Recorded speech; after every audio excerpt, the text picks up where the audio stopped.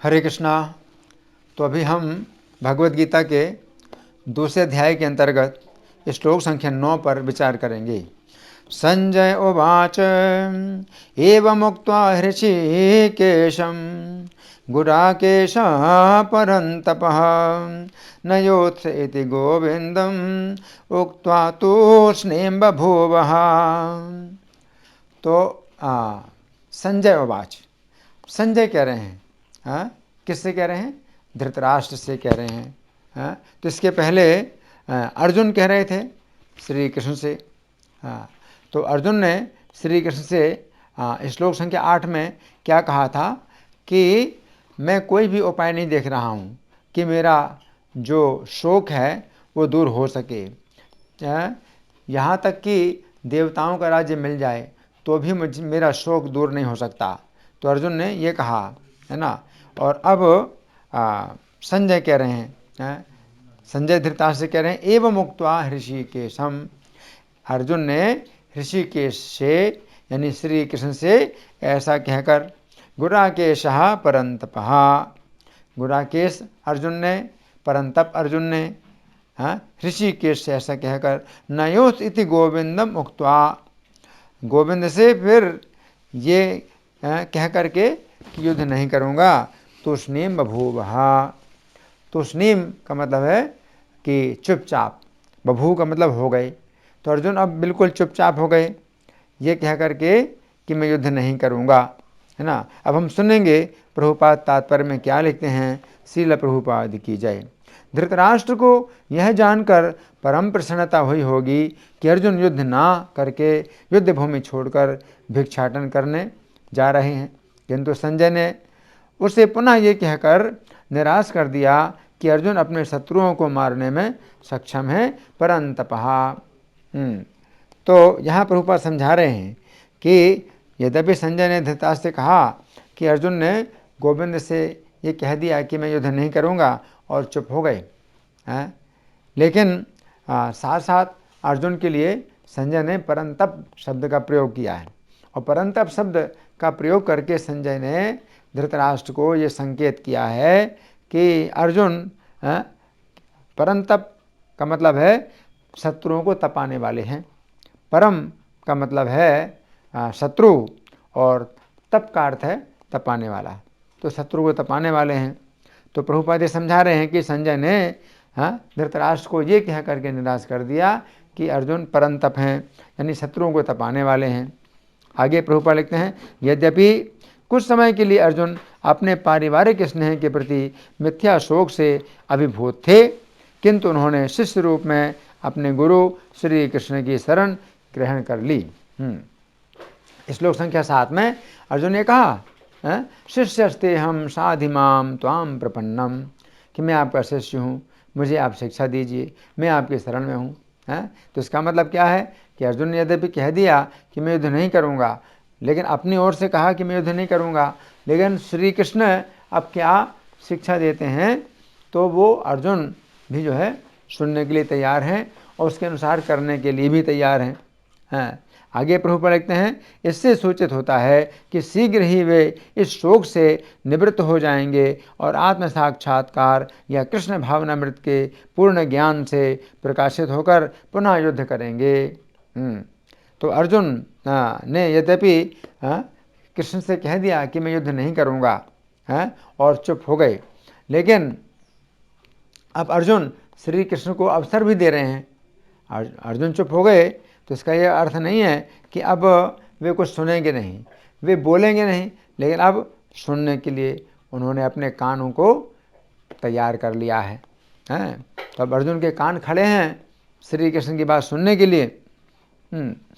तो यहाँ प्रभुपाद ये लिखते हैं कि श्री कृष्ण की शरण ग्रहण की हुई है और श्री कृष्ण से कहा कि मैं आपका शिष्य हूँ, आप मुझे शिक्षा दीजिए, मैं आपकी शरण में हूँ, मेरा शोक जो है बहुत बढ़ गया है।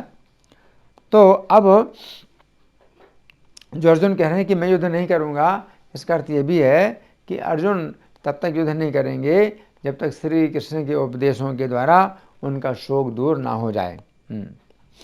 और तूष्णीम बभूवः का अर्थ है कि अर्जुन चुप हो गए। इसका भी अर्थ यही है कि अब अर्जुन चुप हो गए। क्यों? क्योंकि वे अब श्री कृष्ण से सुनना चाहते हैं। अर्जुन जितना अपने मुख से बोलते जा रहे हैं उतना ही अधिक वे और ज़्यादा भ्रमित होते जा रहे हैं और निर्णय करने के लिए और अधिक से अधिक भ्रमित हो रहे हैं। तो इसलिए अर्जुन अब चुप हो गए। तो यह प्रभुपाद लिखते हैं, इस तरह धृतराष्ट्र का हर्ष भंग हो जाएगा। तो धृतराष्ट्र जो हर्षित हो रहे हैं, संजय ने कहा कि अर्जुन युद्ध नहीं करेंगे, तो धृतराष्ट्र को जो है संजय ये संकेत दे रहे हैं। तो यहाँ प्रभुपाद का तात्पर्य समाप्त हुआ। अब हम सुनेंगे श्री भगवान ने कहा में जो इस श्लोक की व्याख्या हुई है। व्याख्या बहुत विस्तृत है, लेकिन हम इसमें से कुछ हिस्सा सुनेंगे। इस श्लोक में अर्जुन श्री कृष्ण से उपदेश श्रवण करने के लिए अपनी तत्परता प्रकट कर रहे हैं। यद्यपि दोनों पक्षों की सेनाएं युद्ध के लिए तैयार हैं तथा दोनों पक्षों की ओर से संघ ध्वनि भी हो चुकी है, परंतु फिर भी अर्जुन ने ये निर्णय ले लिया है कि वे तब तक युद्ध नहीं करेंगे जब तक श्री कृष्ण के उपदेशों के द्वारा उनका मोह नहीं दूर हो जाता। तो ये है अर्जुन की भावना कि अर्जुन जो है चुप हो गए। तो क्यों चुप हो गए? कि वे तब तक युद्ध नहीं करेंगे, न युद्ध से। उन्होंने कहा मैं युद्ध नहीं करूंगा और चुप हो गए। तो तब तक युद्ध नहीं करेंगे जब तक श्री कृष्ण के उपदेशों के द्वारा उनका मोह नहीं दूर हो जाता। ये अर्जुन का बहुत बड़ा साहस है कि वे युद्ध भूमि में युद्ध के समय पर ही उपदेश सुनने के लिए कटिबद्ध हो गए ना। तो कितना बड़ा साहस है, क्योंकि सब योद्धा कोई संख्या नहीं है और बड़े बड़े योद्धा और संघ ध्वनि हो चुकी है और दोनों पक्षों की ओर से संघ ध्वनि हो चुकी है। इसका मतलब क्या है कि दोनों पक्षों ने अपनी तरफ से पूरा संकेत दे दिया है कि हम बिल्कुल तैयार हैं, बिल्कुल तैयार हैं। लेकिन अभी अर्जुन का कितना साहस है कि युद्ध भूमि में युद्ध के समय पर ही उपदेश सुनने के लिए कटिबद्ध हो गए। इससे पता चलता है कि अर्जुन श्री कृष्ण से अथवा श्री कृष्ण से संबंधित बातें सुनने के लिए कितने अधिक उत्सुक रहते हैं। इसके अतिरिक्त जैमिनी महाभारत में एक और भी घटना है, जिससे पता चलता है कि अर्जुन श्री कृष्ण या उनके भक्तों के चरित्र का श्रवण करने के लिए कितने अधिक उत्कंठित रहते हैं। महाभारत युद्ध के पश्चात जब युधिष्ठिर महाराज ने अश्वमेध यज्ञ किया तो घोड़े के पीछे संपूर्ण सेना के साथ अर्जुन चल रहे थे। जिस समय घोड़ा राजा चंद्रहास के नगर में चला गया, उस समय आकाश मार्ग से नारद जी अर्जुन के समक्ष आए तथा उन्हें सूचना दी कि राजा चंद्रहास श्री कृष्ण के महान भक्त हैं। तब अर्जुन ने नारद जी से प्रार्थना की कि वे उन्हें राजा चंद्रहास का जीवन चरित्र विस्तार पूर्वक सुनाएं। ये देखिए कितना आश्चर्य है। अर्जुन जैसे योद्धा जो कि घोड़े की रक्षा में लगे हुए हैं और घोड़ा जो है अभी आंखों से ओझल हो गया है, तो बड़ी चिंता का विषय है कि घोड़ा आंखों से ओझल हो गया है ना। और नारद जी से जब उन्होंने पूछा अर्जुन ने कि ये कौन सा नगर है, किस राजा का यहाँ पर निवास है, तो नारद जी ने जब कहा कि ये चंद्रहास का नगर है और ये राजा चंद्रहास श्री कृष्ण के महान भक्त हैं, तो अर्जुन ने क्या कहा, नारद जी से क्या कहा कि आप चंद्रहास का जीवन चरित्र विस्तार से बताइए। एक तो चंद्रहास का जीवन चरित्र बताना ये भी बड़ा एक प्रकार से साहस का कार्य है कि अर्जुन कह रहे हैं कि बताइए चंद्रहास का जीवन, क्योंकि अभी तो घोड़ा की रक्षा में वो हैं अर्जुन, और घोड़ा कहाँ चला गया है अभी पता नहीं है। और फिर केवल चंद्रहास का जीवन चरित्र नहीं सुनाइए, अर्जुन कह रहे हैं कि विस्तार पूर्वक सुनाइए, विस्तार पूर्वक सुनाइए, है ना। तो कितना मतलब अर्जुन का साहस है। उस समय अर्जुन ने ये चिंता नहीं की कि वे यज्ञ के घोड़े की रक्षा में नियुक्त हैं तथा घोड़ा यदि अपनी इच्छा के अनुसार किसी अज्ञात स्थान पर चला जाएगा तो उन्हें कितनी कठिनाई का सामना करना पड़ेगा। नारद जी ने कहा, पार्थ ये कैसा समय है इस पर भी तो ध्यान दो, तुम्हारा घोड़ा मार्ग से दूर जा चुका है। उधर हस्तिनापुर में धर्मराज युधिष्ठिर चिंता आतुर बैठे हुए। युधिष्ठिर महाराज जो है घोड़े की चिंता में बैठे हैं, और वो घोड़ा जो है पूरे एक वर्ष में संपूर्ण पृथ्वी का भ्रमण करके वहाँ पहुँचना है, घोड़े को पहुँचना है। और अगर घोड़े को किसी ने चुरा लिया, कोई छिपा ले, तो कितनी बड़ी दुर्घटना हो जाएगी। इसलिए अर्जुन घोड़े के पीछे इस प्रकार चलते हैं कि घोड़ा आंखों से ओझल हो ही नहीं। कोई अगर घोड़े को पकड़े तो तुरंत घोड़े को छुड़ाएंगे, युद्ध करेंगे, हैं, लेकिन घोड़ा आंखों से ओझल हो गया है। और अर्जुन अभी भी नारद जी से प्रार्थना कर रहे हैं कि चंद्रहास राजा का जीवन चरित्र विस्तार पूर्वक बताइए। नारद जी कहते हैं, ऐसी विषम स्थिति में तुम्हें कथा सुनने के लिए अवकाश कहाँ है? उस समय अर्जुन ने उत्तर दिया। अब अर्जुन ने क्या उत्तर दिया? मुने, जिस समय कुरुक्षेत्र के मैदान में दोनों सेनाएं आमने सामने खड़ी थीं, उस समय उन सेनाओं के बीच मैंने स्वस्थ चित्त होकर भगवान श्री कृष्ण के मुख से श्रीमद् भगवद गीता की कथा कैसे सुनी थी? अर्जुन कह रहे हैं, नारद जी, इस भूतल पर मनुष्यों की आयु थोड़ी होती है, अतः जिनको कृष्ण कथा श्रवण के लिए समय नहीं मिलता, उन्हें अवश्य ही काल ने ठग लिया है। तो ये बात हमेशा के लिए सत्य है। ऐसा नहीं है कि आज के लिए या कल के लिए है, आगे चल करके नहीं रहेगी। ये हर समय के लिए सत्य थी और हमेशा सत्य रहेगी। अर्जुन जो कह रहे हैं,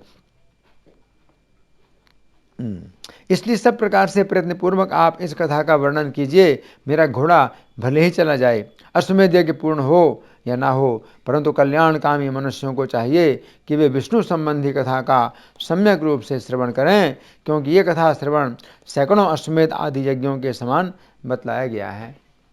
अर्जुन क्या कह रहे हैं कि ये तो एक अश्वमेध यज्ञ हो रहा है, अगर ना भी हो तो कोई चिंता नहीं। अर्जुन कह रहे हैं आप कथा सुनाइए। तो इस प्रकार से अर्जुन ने कितना जो है निर्भीक उत्तर दिया, और किसको? नारद जी को। नारद जी तक को इस प्रकार उत्तर दिया।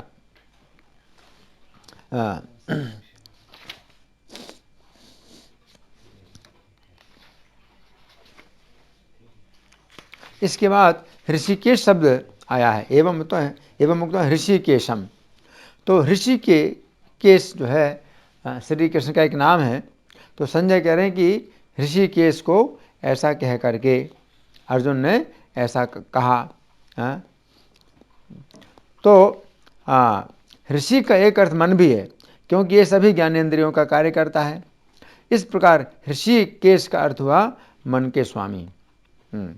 ऋषि का मतलब सामान्यतः इंद्रियां होता है, लेकिन चूंकि मन भी एक इंद्रिय है, मन को भी इंद्रिय माना जाता है, क्योंकि प्रत्येक ज्ञानेंद्रिय का कार्य मन करता है। मन देखता भी है, मन सुनता भी है, मन स्पर्श भी करता है, मन स्वाद भी लेता है। तो मन चूँकि प्रत्येक ज्ञानेंद्रिय का कार्य करता है, इसलिए मन भी एक इंद्रिय है। तो ऋषि के इसका अर्थ मन के स्वामी भी माना जा सकता है। यदि मन को श्री कृष्ण के चरणों में नहीं लगाया जाता तो ये मन हमारा सबसे बड़ा शत्रु बन जाता है। ऋषि का एक अर्थ बुद्धि भी है, क्योंकि बुद्धि भी मन तथा इंद्रियों से संबंधित है। इस प्रकार ऋषि केश का अर्थ हुआ बुद्धि के स्वामी। यदि बुद्धि को श्री कृष्ण की सेवा में नहीं लगाया जाता तो माया बुद्धि को उसी प्रकार हर लेती है, जिस प्रकार पानी में तैरती नौका को प्रचंड वायु दूर बहा ले जाती है। यदि इस शरीर की तुलना रथ से की जाए तो 5 ज्ञानेंद्रियां इस शरीर रूपी रथ के 5 घोड़े हैं, मन लगाम है तथा बुद्धि सारथी है। इस शरीर रूपी रथ में जीवात्मा ही यात्री है। हमारी भौतिक बुद्धि को जब तक श्री कृष्ण के द्वारा प्रशिक्षण नहीं मिलता तब तक ये बुद्धि रूपी सारथी अनुभव न होने के कारण इंद्रिय रूपी घोड़ों के द्वारा शरीर रूपी रथ को इस संसार रूपी जंगल के भयानक स्थानों में ही घुमाती रहती है। चूँकि बुद्धि सारथी है और शरीर रथ है, इंद्रियां घोड़े हैं, तो अगर बुद्धि को जो बुद्धि रूपी सारथी को अगर कृष्ण का मार्गदर्शन ना मिले, प्रशिक्षण ना मिले, तो बुद्धि रूपी सारथी क्या करेगा? हमारे इंद्रिय रूपी घोड़ों को कहाँ कहाँ ले जाएगा, संसार के जंगल में कहाँ कहाँ ले जाएगा, है ना। तो यहाँ पर संजय ने श्री कृष्ण को ऋषिकेश कहकर इस बात का संकेत किया है कि जिस प्रकार श्री कृष्ण अर्जुन के रथ के सारथी बनकर अर्जुन के शरीर की रक्षा कर रहे हैं, उसी प्रकार श्री कृष्ण अर्जुन के शरीर रूपी रथ के बुद्धि रूपी सारथी को उचित प्रशिक्षण के द्वारा शुद्ध करके अर्जुन की आत्मा की रक्षा करेंगे। तो अर्जुन की आत्मा ही सारथी है, नहीं, अर्जुन की आत्मा ही यात्री है और शरीर रूपी रथ है। और इसमें 5 जो इंद्रियां हैं, ज्ञानेंद्रियां, ये 5 घोड़े हैं, है ना। इसके बाद इस श्लोक में अर्जुन के लिए शब्द आया है गुडाकेशः। तो गुडाकेश, अब इस श्लोक में आए हुए शब्द गुडाकेश पर हम विचार करेंगे। गुडाका का अर्थ है आलस्य, निद्रा तथा थकान। इस प्रकार गुडाकेश का अर्थ हुआ वह व्यक्ति जिसने आलस्य, निद्रा तथा थकान पर विजय प्राप्त कर ली है। अर्जुन ने वास्तव में इन तीनों पर विजय प्राप्त कर ली थी। महाभारत युद्ध के बाद जब युधिष्ठिर महाराज ने अश्वमेध यज्ञ किया तो अर्जुन घोड़े के पीछे गए। जिस समय वो घोड़ा प्राग ज्योतिषपुर में पहुंचा तो वहां के राजा वज्रदत्त ने घोड़े को पकड़कर अर्जुन से युद्ध करना प्रारंभ कर दिया। चूंकि युधिष्ठिर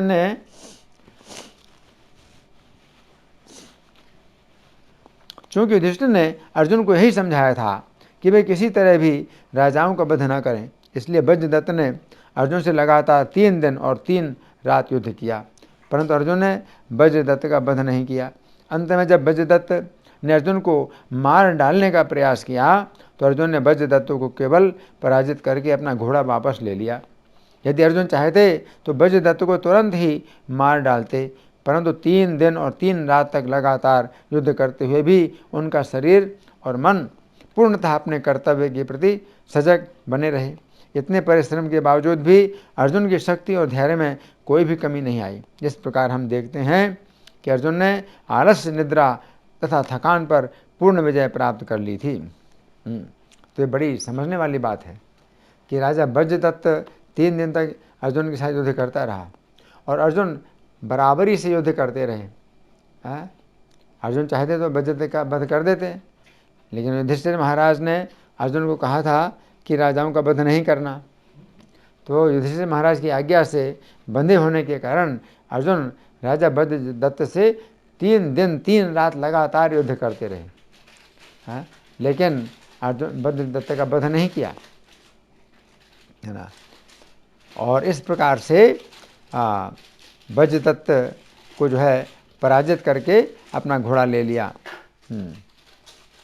गुडाका का अर्थ अंधकार भी माना जा सकता है, क्योंकि अंधकार भी व्यक्ति के अंदर आलस्य और निद्रा उत्पन्न करता है। इस प्रकार गुडाकेश का अर्थ यह भी हुआ कि अर्जुन ने अंधकार पर भी विजय प्राप्त कर ली थी। जिस समय अर्जुन बालक थे उस समय रात्रि में भोजन करते समय तेज हवा के कारण दीपक बुझ गया। तो अर्जुन रात्रि में भोजन कर रहे थे और दीपक जल रहा था, तेज हवा से दीपक बुझ गया।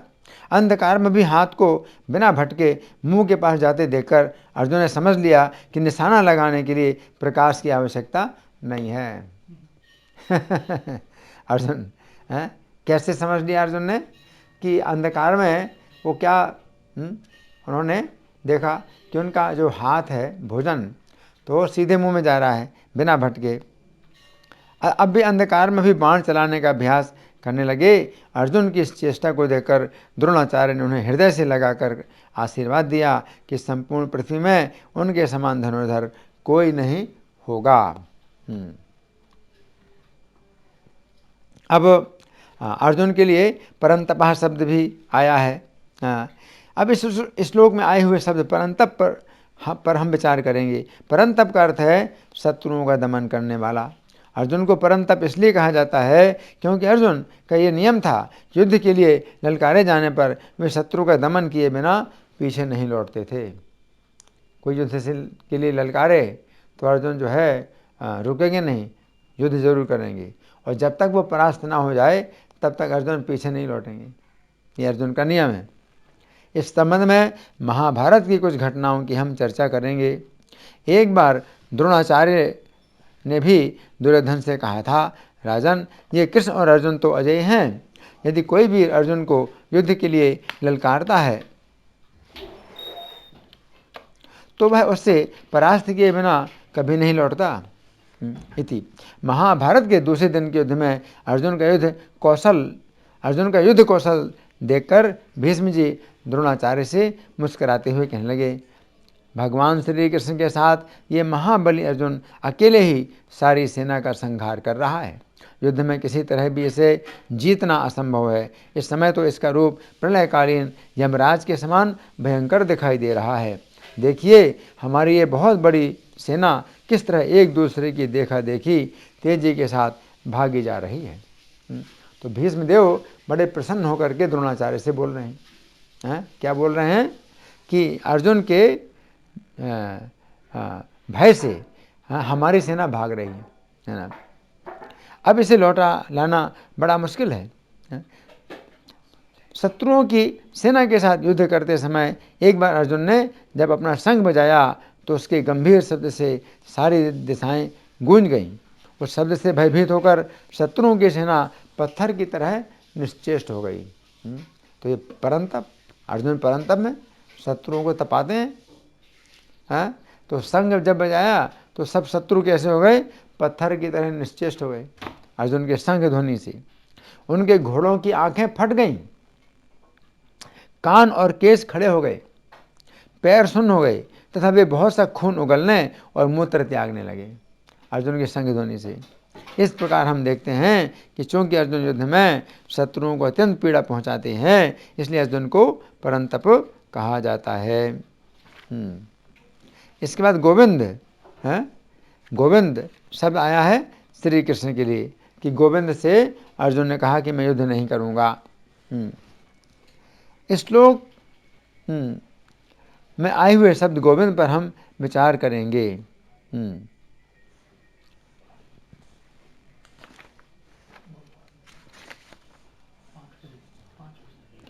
गो शब्द के अनेक अर्थों में से एक अर्थ है वेदवाणी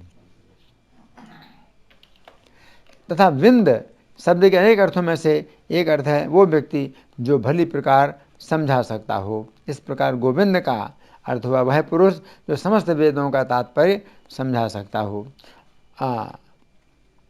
अब हम गीता के 4:39 के संख्या के अनुसार विचार करेंगे। श्लोक संख्या 4:39 कि ज्ञान प्राप्त करने के लिए व्यक्ति में 3 प्रकार की योग्यताएं होनी चाहिए। पहला, दिव्य ज्ञान में या श्री कृष्ण में श्रद्धा हो। दूसरा, श्रवण में तत्परता हो। और तीसरा, इंद्रिय संयम हो। है ना।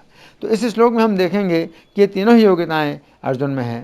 पहला, ऋषिकेश शब्द का प्रयोग करके संजय संकेत कर रहे हैं कि अर्जुन की श्रद्धा है कि श्री कृष्ण उनको कल्याणकारी कार्य में नियुक्त करेंगे। तो ऋषिकेश शब्द का प्रयोग संजय ने किया है। तो ऋषिकेश का मतलब है इंद्रियों के स्वामी। तो ऋषिकेश से अर्जुन ने ऐसा कहा। तो संजय ये बताना चाहते हैं कि अर्जुन श्री कृष्ण को ऋषिकेश मान करके जो है ये इच्छा कर रहे हैं कि श्री कृष्ण उनकी इंद्रियों को सही रास्ते में चलाएं, कल्याणकारी कार्य में नियुक्त करें। फिर दूसरा शब्द गुणाकेश। गुणाकेश शब्द का प्रयोग करके संजय संकेत कर रहे हैं कि अर्जुन श्री कृष्ण का उपदेश सुनने के लिए तत्पर हैं, है ना। तो दूसरी ज्ञान प्राप्त करने की योग्यता क्या है कि तत्परता होनी चाहिए। तो अर्जुन गुणाकेश हैं। तो गुणाकेश का मतलब है कि उपदेश सुनने के लिए तत्पर हैं। उनके अंदर आलस्य, निद्रा, थकान कुछ भी नहीं है। तो इस प्रकार से गुडाकेश शब्द का प्रयोग किया। इसके बाद तीसरा शब्द परंतप अर्जुन के लिए संजय ने प्रयोग किया है। तो इसमें संकेत मिल रहा है कि अर्जुन की इंद्रियां पूर्ण रूप से संयमित हैं। तो तीसरी योग्यता है ज्ञान प्राप्त करने की, इंद्रिय संयम, है ना। तो परंतप अर्जुन को कहा गया है। इस प्रकार हम समझ सकते हैं कि गोविंद शब्द किस प्रकार पिछले 3 शब्दों ऋषिकेश, गुडाकेश तथा परंतप से जुड़ा हुआ है ना। तो श्रील प्रभुपाद इस श्लोक के तात्पर्य में लिखते हैं, यद्यपि कुछ समय के लिए अर्जुन अपने पारिवारिक स्नेह के प्रति मिथ्या शोक से अभिभूत थे, किंतु उन्होंने शिष्य रूप में अपने गुरु श्री कृष्ण की शरण ग्रहण कर ली। इससे सूचित होता है कि शीघ्र ही वे इस शोक से निवृत्त हो जाएंगे और आत्म साक्षात्कार या कृष्ण भावनामृत के पूर्ण ज्ञान से प्रकाशित होकर पुनः युद्ध करेंगे। तो यहाँ पर संजय क्या कह रहे हैं कि अर्जुन ने श्री कृष्ण से ये कहा ना। तो पहले उक्त्वा शब्द का प्रयोग किया संजय ने कि अर्जुन ने श्री कृष्ण से ऐसा कह करके। तो कैसा कह करके, तो वो पिछले श्लोक की बात है। क्या है पिछले श्लोक की बात? अर्जुन ने कही थी कि मैं देवताओं का राज्य प्राप्त करके भी इस शोक से मैं मुक्त नहीं हो सकता, अपने प्रयास से मैं इस शोक से मुक्त नहीं हो सकता। लेकिन अगर श्री कृष्ण अर्जुन को उपदेश करेंगे तो अर्जुन शोक से मुक्त हो सकते हैं। तो ये जो है ऐसी बात अर्जुन ने कही। तो एवं मुक्त्वा ऋषिकेशम, ऐसा ऋषिकेश ने ऐसा अर्जुन ने ऋषिकेश से कहा। और फिर गुडाकेशः, गुडाकेशः का मतलब है गुडाका के ईश्वर, तो निद्रा के ईश्वर हैं। तो अर्जुन क्या है? निद्रा के ईश्वर हैं। और निद्रा के ईश्वर हैं इसका मतलब क्या है कि सुनने में तत्पर हैं। अर्जुन से जो उनको ज्ञान प्राप्त होना है तो उसके सुनने के लिए अर्जुन पूरी तरह से तत्पर हैं। उनको निद्रा की या आलस्य की कोई बाधा नहीं है। इसके बाद परंतपा, परंतपा शब्द का अर्थ है कि अर्जुन अपने शत्रुओं को तपाने वाले हैं। और अपने शत्रुओं को तपाने वाले हैं तो इंद्रियां भी शत्रु का कार्य करती हैं। तो अर्जुन ने अपनी इंद्रियों को भी संयमित करके रखा हुआ है। तो ये भी ज्ञान प्राप्त करने के लिए एक योग्यता होती है कि जो आवश्यक है। इसके बाद नयोतिथि गोविंदम मुक्त्वा तूष्णीम बभूवहा, मैं युद्ध नहीं करूँगा हे गोविंद। अर्जुन ने गोविंद से कहा कि मैं युद्ध नहीं करूँगा। और ऐसा कह करके क्या हो गए? तूष्णीम बभूवहा, कि अब चुप हो गए, है ना। तो यही सबसे बड़ी योग्यता है किसी श्रोता की, कि वो जब उपदेश सुनता है तो उस समय वो चुप रहता है। तो कई प्रकार के श्रोता होते हैं, लेकिन जो उत्तम श्रोता होते हैं वो कैसे होते हैं कि जिस समय वो प्रवचन सुनते हैं तो उस समय वे जो है बिल्कुल चुप रहते हैं। चुप रहते हैं। क्यों चुप रहते हैं? ताकि जो शब्द उनके कानों में जा रहे हैं तो उनको वो अच्छी प्रकार सुन सकें। तो इस प्रकार से अर्जुन क्या हो गए? चुप हो गए। तो चुप होना ये एक बहुत बड़ी योग्यता होती है, जो कि रूप गोस्वामी ने 6 प्रकार के वेगों की चर्चा की है। उनमें से सबसे पहला जो वेग है वो वाचो वेगम है, कि वाणी का वेग। तो कोई व्यक्ति जो है अधिक समय तक चुप नहीं बैठ सकता, उसकी हमेशा कुछ ना कुछ बोलने की इच्छा होती है। लेकिन जो व्यक्ति चुप रह करके जो श्री कृष्ण का संदेश सुन सकता है, तो उसी के लिए भक्ति के द्वार खुलते हैं। तो यहाँ अर्जुन इतने योग्य हैं कि वे श्री कृष्ण के द्वारा जो शिक्षा है वो प्राप्त करने के लिए बिल्कुल चुप हो गए। तो इससे बहुत बड़ा हमें संदेश प्राप्त होता है कि हमें श्रवण के लिए बहुत जागरूक होना चाहिए। उस समय जिस समय हमें कुछ कृष्ण कथा सुनाई जा रही है या श्री कृष्ण के संदेश सुनाए जा रहे हैं, तो उस समय हमें अपने मुंह को बंद रखना चाहिए और कानों को खोलना चाहिए। तो हमारे जो दो कान हैं तो ये जो है खुले रहें, ताकि जो शब्द हैं श्री कृष्ण के आदेश हैं, संदेश हैं, तो ये शब्द हमारे कानों में अच्छी प्रकार से जा सकें। तो यहाँ पर अर्जुन इतना कह करके कि मैं युद्ध नहीं करूँगा, चुप हो गए। तो अर्जुन युद्ध भी नहीं करेंगे। क्यों युद्ध नहीं करेंगे? क्योंकि उनको सुनना है। तो सुनने के लिए हमें प्रत्येक कार्य को बंद कर देना चाहिए। अगर हम कोई कार्य करते हैं और कार्य करते करते सुनते हैं तो कई बार संभावना होती है कि कार्य की जो कठिनाइयां हैं तो उनमें मन उलझ जाता है और जो विषय हम सुन रहे हैं तो उस विषय को हम समझ नहीं पाते हैं, हमारा ध्यान अन्यत्र चला जाता है। तो इसलिए सबसे अच्छा यही है कि सुनने के लिए हमें क्या होना चाहिए? चुप होना चाहिए। तो चुप होना बहुत आवश्यक है। धन्यवाद। हरे कृष्णा।